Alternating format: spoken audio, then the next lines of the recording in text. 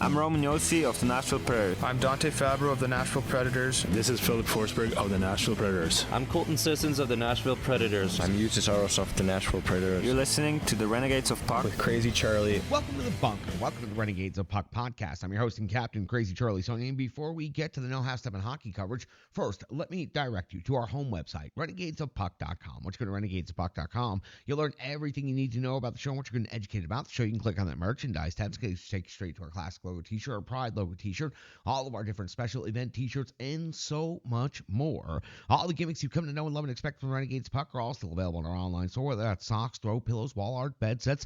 Makes no difference to the Renegades Puck. Something like 88 different items in our online store available per purchase. After all, we've sold out so that you can buy in. Social media is of critical importance to this operation, so here's how you can support the Renegades of Puck. Please check us out on X and Threads, also on Instagram, Facebook, and TikTok. You can find us on all of those different platforms. Whatever it is you prefer, jump in the trenches with the Renegades of Puck today. It doesn't cost you a thing. It doesn't take you but a second, but it sure goes a long way to helping the Renegades of Puck. You can find us on YouTube, and we sure do appreciate all of our recent subscribers. Stick taps, love, and respect to each and every one of you. Just search Renegades Puck on YouTube and subscribe to our channel today. You'll find the latest episodes of Renegades Puck TV. You'll also find our most recent recaps, preview segments, all of our different interviews, and so much more over there on YouTube. Remember, just search Renegades Puck. Turn on those notifications if you can. You can also find the audio podcast on numerous platforms. Thanks to the Full Press NHL Network and the Full Press Predators podcast, the podcast has gone from local to global in 2023 to 2024, and we are continuing building that momentum here in the early parts of 2024. Already exceeding last year's numbers and quickly heading towards 10 million all-time replays. We are doing a great job in the trenches. Renegades, we sure do appreciate each and every one of you for helping us out, checking out the show and listening to whether you're doing that on Google, Stitcher, Spotify, Amazon, or several other platforms. Whatever it is you prefer, wherever it is you listen, we sure do appreciate you checking out the Renegades of Puck podcast today. Now listen, Venmo is how you can support the Renegades of Puck financially. You can make a donation today by going to Venmo and searching Renegades Puck or scanning the QR code that's currently on your screen. Every dollar goes a long way to helping the Renegades of Puck, an independent hockey operation. We've continued to build out the operation behind the scenes, our equipment, our technology, and yes, even an HVAC system. We're working on all of it at the same time, so if you can spare a dollar, it will go a long way to helping us attain our goals. Again, you can support the Renegades Puck financially by going to Venmo or scanning the QR code that's currently on your screen. Yes, positioning myself because I know it's time for No Half Step in hockey coverage, so let me deliver the goods. Time for operation number 873. That's right. Time for show number 873. And at this moment in hockey history, Nashville Predators currently find themselves in fifth place in the Central Division after 56 games skated. They currently have a record of 29, 25, and 2. They have 60 points on the year on the road, which is where their next game will take place in Los Angeles. The Predators have an impressive record of 15, 10, and 2. They've scored 172 goals on the season. They've given up 182 goals against. They have a goal differential of -10. Now, I mentioned they have 60 points. So before we get into the LA Kings matchup, let's talk about the updated Central Division end of critical importance to this episode, wild card standing. So let's start with the Central. Dallas is in first place with 76 points on the season after 57 games skated. Colorado Avalanche have also skated in 57 games. They have 74 points. They are 2 points behind first place. The Winnipeg Jets have skated in 3 fewer games than the 2 teams above them in the standings and have 73 points, finding themselves 1 point behind second, 3 points behind first. These 3 teams are going to continue to do this 3-team weave thing all the way through the end of the season, and it will be determined probably in the final periods of the season who wins the Central and who ends up kind of trapped in the 2-3 matchup. Someone is definitely getting eliminated in the first round that is going to be a quality Central Division team. So we're developing the 3-team weave at the top of the Central, and then below that, we're developing a wild card pack, and the St. Louis Blues are currently in 4th place with 60 points. They've skated in 55 games. The Preds have skated in 56 games, also have 66 points, so they are currently in 5th place. The Minnesota Wild have 58 points in 6th place. The Arizona Coyotes have fallen off the pace considerably as of late, are now 8 points behind even Minnesota, 10 points behind Nashville in 7th place with 50 overall in the division. Chicago Blackhawks have 33 points. So we've developed 3 distinct tiers in the Central Division. The 3-team weave for the Central Division title, which I believe will continue to be those 3 teams. The chase pack of the wild card being St. Louis, Nashville, and Minnesota. And I do believe all 3 of those teams are going to remain in the chase throughout the rest of the season. Arizona seems to be sliding out of it, and of course Chicago is completely out of it. In the wild card right now, LA, which is the Nashville Predators' next opponent, holds the first wild card spot with 66 points. The St. Louis Blues hold the second wild card spot with 60 points. So the LA Kings' red-hot streak as of late has created some separation in the wild card. The Blues 6 points behind wild card 1. The Nashville Predators, first team on the outside looking in, same number of points as St. Louis, but again, due to tiebreakers, the Preds have played one more game than St. Louis on the season. Minnesota has 58 points. They are 2 points behind Nashville and St. Louis.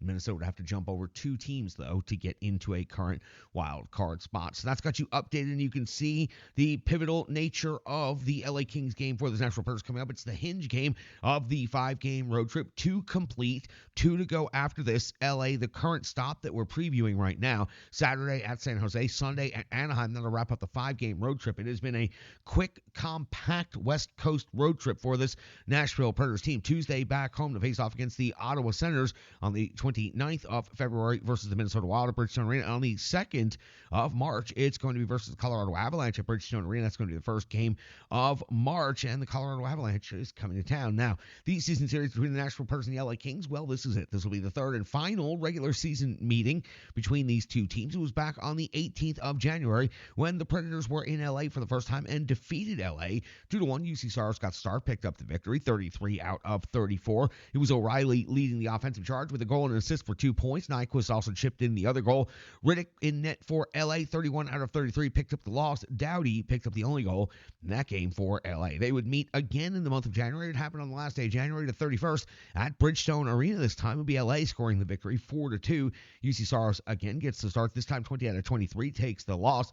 Forsberg and Tomasino score the goals for the Preds. Riddick gets the start again, picks up the victory this time, goes 40 out of 42. Fiala, Lewis, Turcotte, and Grunstrom score the goals for the LA Kings. So again, 2 regular season meetings in the books, 1 more to go, the one we're talking about right now. So the Predators have gone 1-1 on the season against LA, and they picked up 2 out of possible 4 points, and they have been outscored 5-4 by LA. So it's been incredibly close, but the LA Kings are a much hotter team right now than perhaps at any point in time when the Nashville Predators have had the opportunity to face them. The LA Kings started the season incredibly hot, as everyone knows, and then slacked and slowed, and that's when the Nashville Predators managed to play them twice in January. Now, quite on the rebound. So let's talk about this LA Kings team before we drill down and put the microscope on this individual game matchup and the NHL rankings and the numbers. The Kings are 28, 16, and 10 overall in the season. They have 66 points. That's 4th in the Pacific, currently holding wild card 1, as we've already covered. On home ice, not the best overall record, 10, 9, and 6. But again, a lot of that came during the slump that the LA Kings fell into. 170 goals scored on the season, 146 goals given up on the season. That's a goal differential of plus 24. Now, most recently, the LA Kings have taken off and are red hot coming out of the All-Star break. On the 13th of February, it was a 7-0 loss at Buffalo, but on the 15th, a 2-1 win at New Jersey, followed up on the 17th with a 5-4 overtime win at the Boston Bruins. On the 18th of February, a 2-1 win at Pittsburgh, and most recently on home ice on the 20th of February, 5-1 win versus the Columbus Blue Jackets. Talbot got the start, picked up the victory, going 32 out of 33. And the LA Kings were simply dominant in that game, including potentially one of the entirety goals of the year that's probably going to go on the season-ending highlight reel comes out of that game. We'll talk about that here in just a moment. Now let's talk about the individual matchup in the game and the 2 teams playing in this game. The goals for category, 3.13 for the Los Angeles Kings is 15th best in the NHL, while the Predators are 3.04 per game. That is 19th overall in the NHL. The goals against category, LA 2.61, 3rd overall. That's right, 3rd overall in the National Hockey League. The Predators 3.25 is 21st. In the shots for category, LA generating 33.5 on net per game is third best in the league, while the Predators generating 31.2 on net per game is 15th in the National Hockey League. In the shots against category, the LA Kings, another top 10 metric right here, 28.3 against. That's 5th, while the Predators 30.6 against is 20th. When it comes to the special teams, the LA Kings are going to be in the superior side of both of these particular metrics. On the power play, the Kings are converting at 22.1%. That's 15th best in the National Hockey League. 38 scores on 172 opportunities. The National Predators power play is converting at 19%. That's 21st in the National Hockey League. 37 out of 195. In the penalty kill categories, 86.7% is the kill rate for the LA Kings. That is the best in the NHL. First overall, and the 23 power play goals against given up is also the best, as in the least amount of power play goals given up on the entire season. The Nashville Predators are killing off 75.4%. That's 26th, quite a bit of difference, 25 positions between the Kings and the Predators in the rankings. 26th overall, 44 power play goals against. So again, the Nashville Predators are giving up almost 2 times the amount of power play goals against as well. When it comes to each and every team, they have plenty of high-skilled individuals, so we always like to go through the top 5 in the scoring leaders in individual statistics. For the visiting Nashville Predators, Philip Forsberg at 26 goals, 29 assists, 55 points on the season. The captain, Roman Josi, had 11 goals and 41 assists for 52 points. Ryan O'Reilly's at 20 goals and 27 assists for 47 points. Nike was 13 and 30 for 43. And Tommy Novak, 12 goals, 16 assists, 28 points on the season. Your goaltending numbers. Kevin Lankinen now 7 and 4 on the season, a .888 save percentage, 3.32 goals against average. Now, those numbers aren't particularly great looking, but that win-loss record at 7 and 4 is impressive for a backup for this National Predators team. UC Saros is at 21 and 2, a .902 save percentage, 3.02 goals against average, has 2 shutouts on the season. Over on the LA Kings side of the statistical ledger, it's Kempe leading the Kings in scoring, 19 goals and 20 assists for 48 points. Anze Kopitar, 17 goals, 20 assists for 45 points. The ageless one, Anze Kopitar. Kevin Fiala always looks to exact a little bit of revenge against the National Predators. 14 goals, 30 assists for 44 points, putting together another nice offensive season. Quinton Byfield, 18 goals, 24 assists, 42 points. Let me just pause briefly and talk about that 18th goal.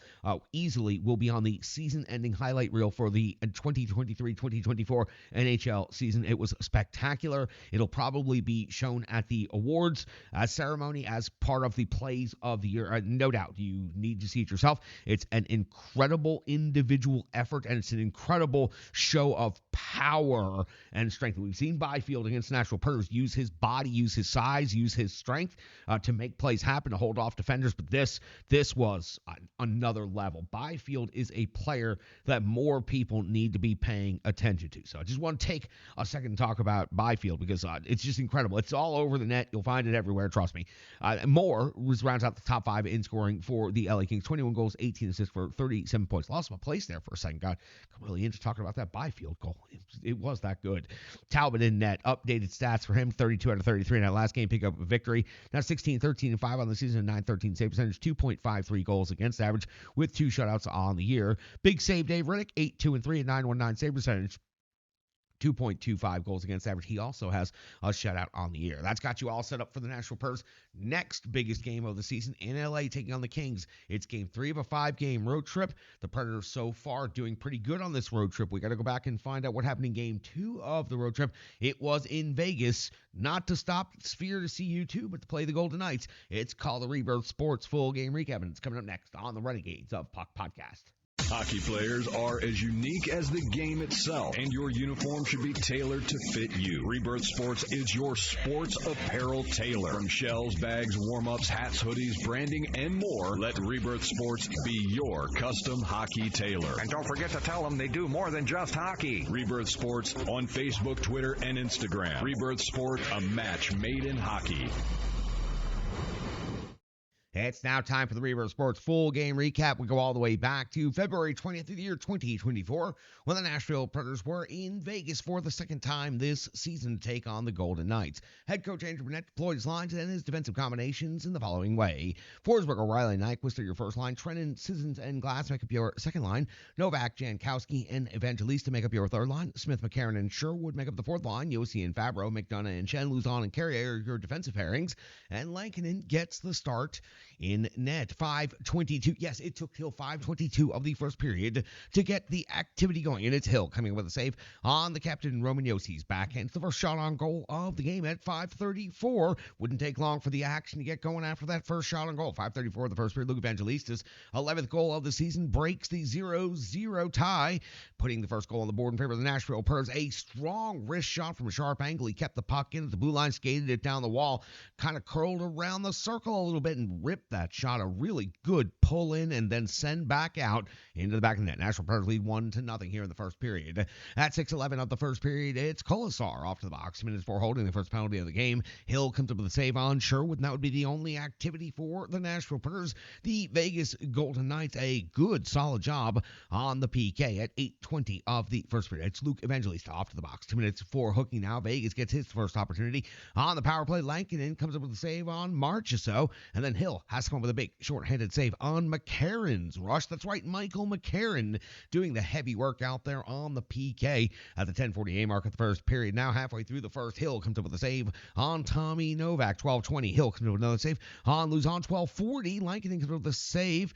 That looks like it's going to be right there. 13:12 of the first period. Lankinen comes up with a save on Carlson at the 14:08 mark of the first period. It's Alex Pietrangelo third goal of the season, getting Vegas on the board, tying the game up at 1 apiece. It was a long, accurate shot, strong traffic, good screen, end of a long shift of good, solid pressure for Vegas. The Nashville Predators defense out of gas. They collapsed. Pietrangelo took advantage. Good, solid veteran play right there, and an excellent wrist shot beats Kevin Lankinen to make this game 1-1. 16:36 of the first period. Hill coming up with a save on Jankowski's back, and 18:54 of the first period. Lankinen coming up with a save on Marchessault's partial breakaway after a turnover at 19:06 of the first period. It's Glasgowy's second goal of the season. Incredible job right here of settling down Roman Yossi's pass, which was bouncing, and then the snipe was even more impressive under the bar.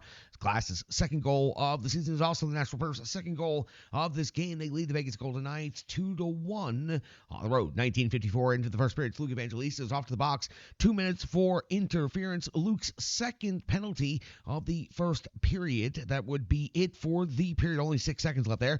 Nashville outshoots Vegas 11-8 in the first period. A carryover of 156 on Luke Evangelista's penalty into the second period on the clean sheet. And it's Lankinen coming up with a save on Amadio. That would be it for the Vegas Golden Knights. Nashville Predators PK would do some exceptional work right here. At 2:01 into the second period, Hill comes up with a save on Luke Evangelista's delayed rush. This was a slick move. Luke Evangelista was certainly showing some offensive confidence in this game with the way he was holding on to the puck, handling the puck, pulling it in and sending it out, scoring and doing what he needed to do. At the 2:36 mark of the second period, it's Hill coming up with a save on Philip Forsberg. At 4:11 of the second, it's Hill coming up with a save on Shen McCarron, crashing the net real hard right here at the 6-minute mark of the second. It's Amadio off to the box. 2 minutes for hooking on Luke Evangelista. So Luke Evangelista is just involved in everything that is going on out there on the rink in the first half of this game. Hill comes up with a save on Glass's one-timer. That would be the only shot on goal for the Nashville Predators on that power play, but just 6 seconds after that power play expires,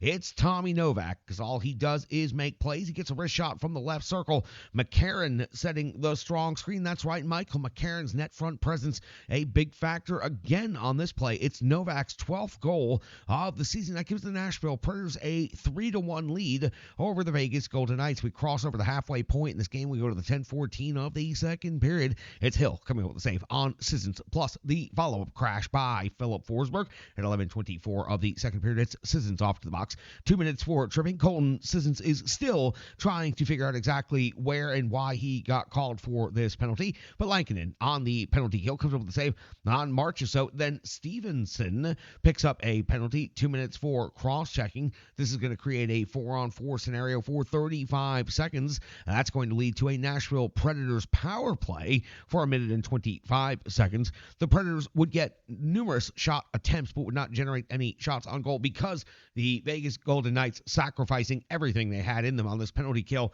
blocking numerous close-range shot attempts by the Nashville Predators. 15:58 of the second period. It's Michael McCarron getting his 8th goal of the season, or at least that's what we think.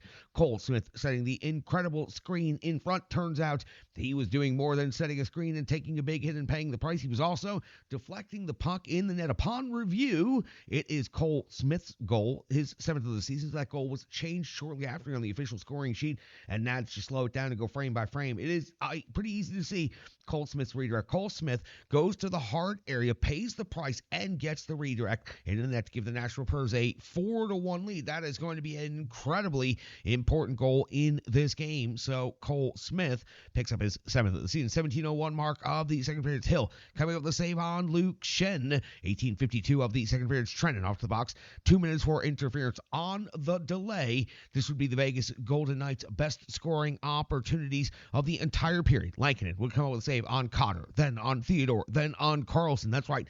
3 big-time saves back to back to back. Lankinen, without a doubt, the best work he had to do in the entire period. Then on the penalty kill, comes up with a big-time save on Marchessault's heavy shot from the left side on the sharp angle, getting across and getting there just in time. We hit the end of the second period with Vegas suddenly gaining some momentum. They'll continue on the power play. The shots on goal are 26 for Nashville, 18 for Vegas. We flip over to the backside of the sheet. We find a carryover of 53 seconds on the penalty against the Nashville Preds, and it is Carlson before the end of that power play, scoring his 18th goal of the season. Was a wrist shot from the high slot.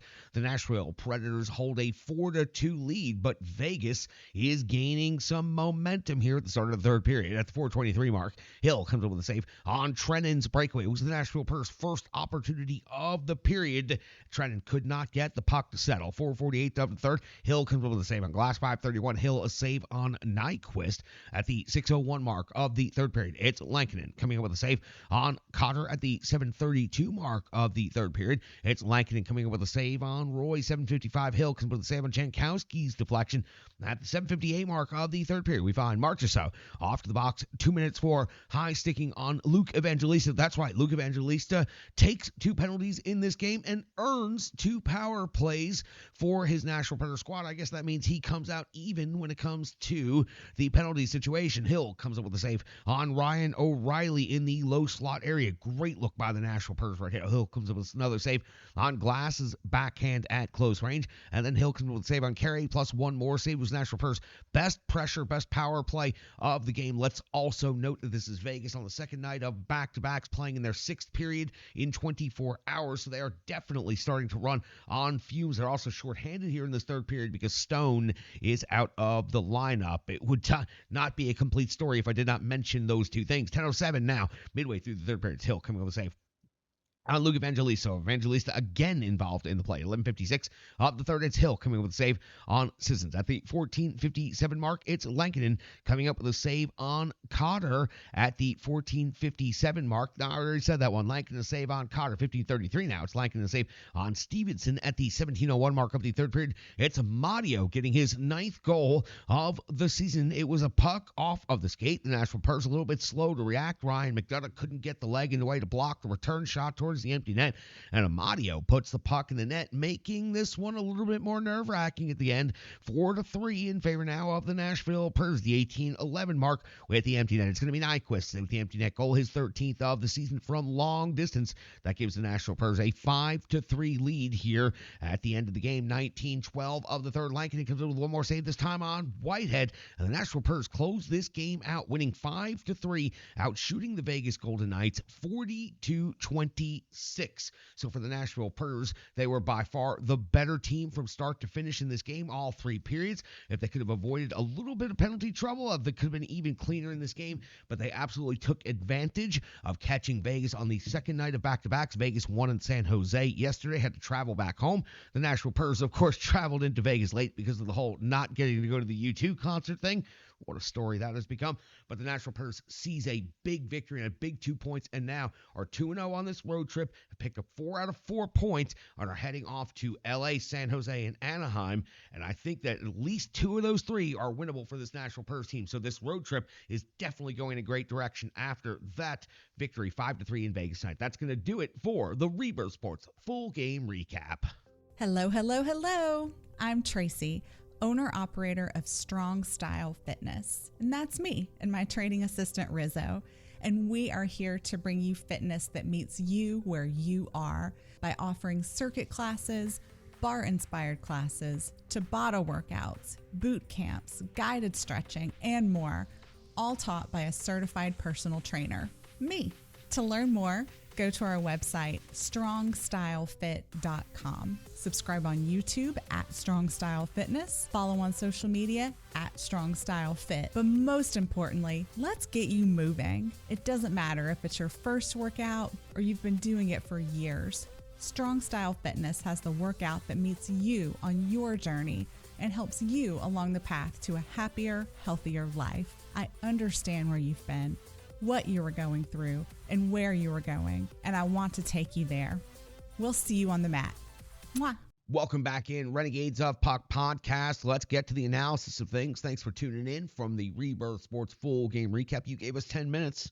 We gave you the entire game. Lankinen got the start, as you know, and he went 23 out of 26. He gave up 3 goals against, I thought, especially strong at the end of the second period on that particular sequence, where he had to come up with a number of saves in a row. And I also thought during the third period, the Las Vegas Golden Knights were definitely mounting a comeback. Even though they were on the second night of back-to-backs, they were summoning the energy from somewhere to try to mount a comeback there at the end of the second. That gave them the momentum, and into the third, got the goal early, and they were definitely clawing their way back into this game up until the empty netter. It was definitely a bit nervous there in net for Lankinen. But 23 out of 26, I thought he was good overall. An in-game save percentage of .885. That's just, it doesn't do justice to the performance. This is one where you got to use the eye test. The numbers don't necessarily bear out because the workload wasn't nearly as heavy. But 5 power play saves, 3 shorthanded saves for Lankinen. And again, your backup goaltender comes in on the toughest stop on your 5-game road trip,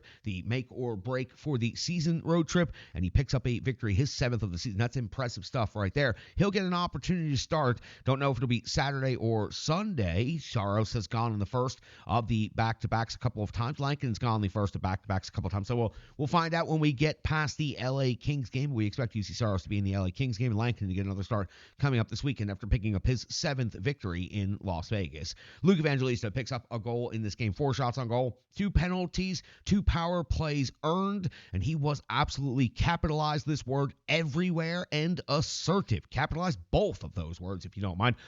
This is another one where you can say, yeah, goal, 4 shots on goal, and 2 penalties. Yeah, that's a great performance in a box score. That's when you got to go beyond the box score, and that's when you had to just watch Luke Evangelista. I know it was a late start. I know this was a late finish to this game, but Luke Evangelista was just on another level. He seems to have a different level of confidence when he is carrying the puck and then delaying, holding, and shooting, when he's carrying the puck down along the wall and then suddenly cutting around the circle and just absolutely pulling it in and ripping it and depositing it in the net. Luke Evangelista has a different level of confidence than we've seen this season. Maybe at the end of last season, he might have been approaching where he is right now, but Luke Evangelista is red hot right now, and he has definitely got plenty of confidence, and he was absolutely involved in every single aspect of this game. And the crazy thing is, he only skated in 13 minutes and 48 seconds of total time on ice, but he seemed to be involved in every single thing out there. Cole Smith, I put second because I just wanted to make this point, picks up a goal. What did he do? What did he do so well on this particular play? He went to the hard area and he battled like hell. He paid the price, and he got a perfect deflection off of McCarron's shot. Stick taps for McCarron for making the play happen, but Cole Smith earning it by taking a beating in front of the net. They say it all the time. It's one of the most cliche things in all of hockey. Go to the hard areas, get rewarded. That's exactly what Cole Smith did in this situation, and it's great to see the Nashville Predators getting this secondary scoring. Luke Evangelista and now Cole Smith, and now we are going to talk about Tommy Novak. All he does is make plays. He has a goal in this one, and then I wrote it. All he does is make plays. 28 points on the season, 5th on the team in scoring right now. Seems to have his confidence getting better and better each and every game. It's wonderful to see Tommy Novak. We all know what a caliber of player he can be. This season hasn't put up the point total that some people might have anticipated or hoped for, but Tommy Novak down the stretch can certainly catch fire like he did last year and be a huge piece to this Nashville Predators team as they make a run at a potential wild card spot. So we talk about depth scoring. Let's also mention Glass picking up a goal in this game. Again, another young player gaining confidence, some injury issues this year, but now he's back. He's put a couple of pucks in the net. He's gaining confidence. He's heating up, and this is great for the Nashville Predators. And don't forget, Glass has been recently moved out of center and onto wing to take a little bit of the face-off pressure and some of the other pressures of being a pivot off of his shoulders. And Glass seems to be beginning the stages of thriving right now this season. Again, if Evangelista, Novak, Glass all gain this confidence and heat up down the stretch of the season, the slow starts, the low numbers for some of these players will not ever be considered or talked about or remembered. They will only talk about how this youth came together at the end of the season and helped push this team over the finish line into a potential wild card spot. Your fifth goal scorer is Gus Nyquist in this game. So that means all 5 goals scored by the forwards. Now, the Nashville Predators historically have run the offense through the defense. Of course, that has changed now with Andrew Brunette, and it is good to see the new system is paying off. The defense isn't the main driver of the offense. They are a helpful component of the offense now. All 5 goals coming from forwards is a great sign for this Nashville Predators, and those 5 goals, again, coming from Evangelista, Glass, Novak, Nyquist, and Smith. Other than Nyquist being on the top line, there's your secondary scoring that has been missing for weeks now. No doubt about that. So 5 goals from 5 forwards, good depth scoring, and the young players chipping in on this one. That's going to do it for the analysis portion of this thing. We got the box score. We got the close coming up. Don't worry, we got more content. First, I want to hear from our good friends, Stripe Digital Solutions, an incredible partner that helps this business stay on the tracks. It's Stripe Digital Solutions. Back after this. The digital environment can be quite intimidating, time-consuming, and cumbersome, especially with all those other areas that need attention at your business, and that's why Stripe Digital Solutions is here to help.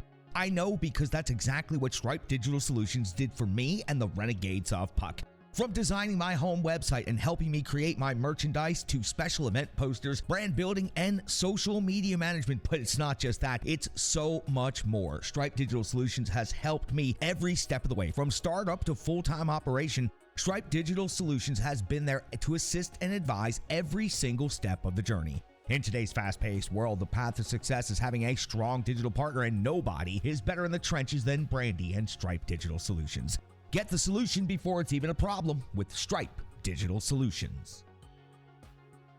Welcome back in. Time for the good cold hard numbers known as the box score. We've mentioned a couple of times already. All 5 goals were by forwards, and those 5 goals were scored by Luke Evangelista, Cody Glass, Tommy Novak, Gus Nyquist, and Cole Smith. When it comes to assists spread out throughout the lineup, the defenseman certainly chipping in this particular category. Ryan McDonough had 2. The captain, Roman Josi, had 2. Alex Carrier had an assist in this game. Going up to the forwards, Yakov Trenin had an assist. Sherwood had an assist.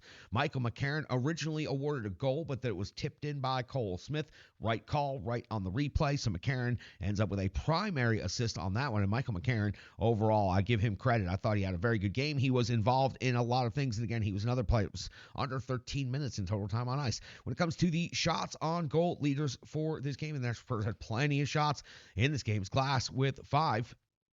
Evangelista with 4, and then plenty of Nashville Predators had 3 shots on goal. When it comes to block shots, only 2 was the lead. It was Philip Forsberg and Alex Carrier.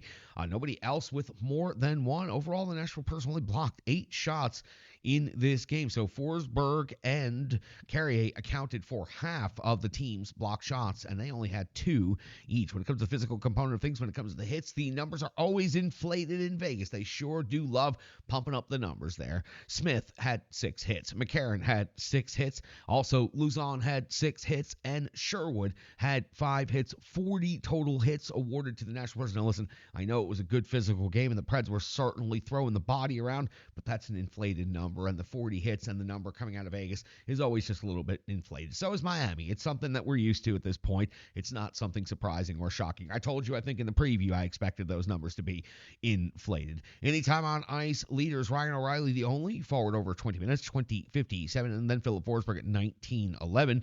And then you'll find Sherwood. Nope, that's Sissons at 18:52. Sherwood only played 9:14 total in this game. The only forward under 10 minutes. When it comes to the time on ice leaders for the defenseman, Ryan McDonough logged 23-27, Roman Josi had 21-21, and Luzon had 20-47. When it comes to special teams time on ice, and the power play was 0 for 4 in this game. So Philip Forsberg, 5:15 of power play time on ice, and then Nyquist 5:03, and O'Reilly 4:58. Add Roman Josi that with 5:02.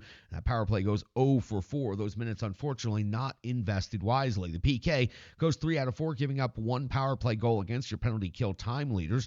On the forwards, Sissons at 3:19 and Cole Smith at 3:13. On the defensemen, it is McDonough at 4:31 and Luzon at 4:30. Impressive stuff overall by the PK unit, even though they did give up 1 goal against. On the face-off winning percentage, 55.2, and again, since that low-key move of sliding Glass and Novak out from center and out to the wings, the Predators' face-off winning percentage has gone up quite a bit. And that is Sissons, that's McCarron, and that is O'Reilly right there. So the Nashville Predators are looking better in face-off winning percentage the last couple of games. 40 hits, just addressed that. A little bit inflated as far as I feel, but it was a good physical game by this Nashville Predators team, and they were certainly throwing the body around. There were enough highlight reel hits in that game to make a nice montage, and the NHL Network even showed several of those in the recaps package in between while they were chuckling about the Predators not being allowed to go CU2 at the Sphere. Only 8 block shots. That's an incredibly low number, but this is more important to me for the feature. The block shots isn't a big deal. The Vegas Golden Knights were extremely tired. They had difficulty even getting the puck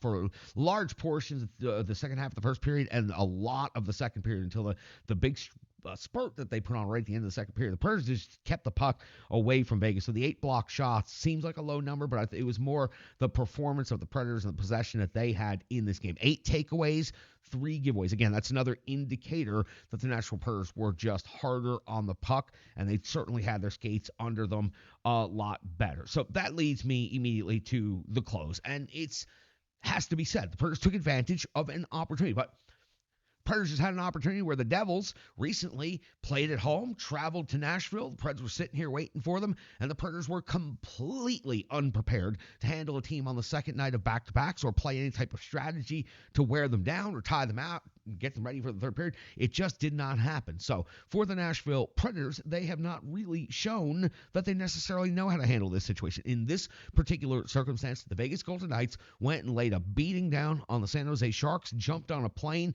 flew back home, and then had to play the Nashville Predators. And the Nashville Predators were simply the faster team on pucks, and it is simply because the Vegas Golden Knights were a little bit tired. They were a half stride behind the Nashville Predators for the majority of this game. Without Stone in the third period, that took away one of their most significant weapons, or else it could be a different story. If the Vegas Golden Knights didn't play the day before and Mark Stone plays in the third period, result ends up different. I think we end up in overtime, and who knows what happens with the special teams extravaganza known as the overtime in the NHL. So for the Nashville Predators, they did what was necessary. They took advantage of the opportunity. That's professional sports. That's professional hockey. You are trying to build your entire resume throughout the regular season to make the playoffs, and sometimes you have to catch a team at the right moment and step on them. The Vegas Golden Knights, second place in the Pacific Division, an outstanding hockey team, and Vegas has been a tough place for this Nashville Predators team to play since the Vegas Golden Knights have come into the league. So the Predators, again, it is as simple as they were professional and they stepped on Vegas when Vegas was tired.